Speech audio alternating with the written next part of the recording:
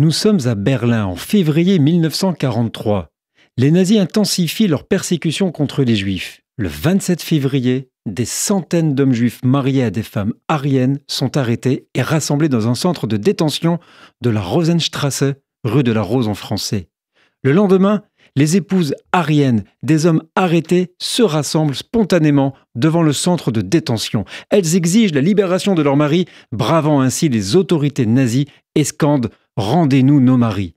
La protestation se poursuit pendant une semaine. Les femmes, dont certaines ont des enfants en bas âge, bravant le froid et les intimidations de la Gestapo, mais restent déterminées. Elles reçoivent le soutien de la population locale qui leur apporte de la nourriture et des vêtements.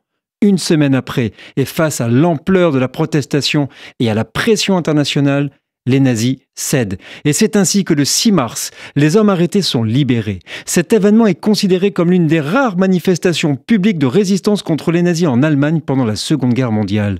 La protestation de la Rosenstraße est un événement unique dans l'histoire de la résistance allemande à l'Holocauste. Elle a été menée par des femmes aryennes qui ont risqué leur vie pour sauver leur mari juif. Cet événement est un symbole de courage et de résistance face à l'oppression nazie. Nous sommes le 27 février.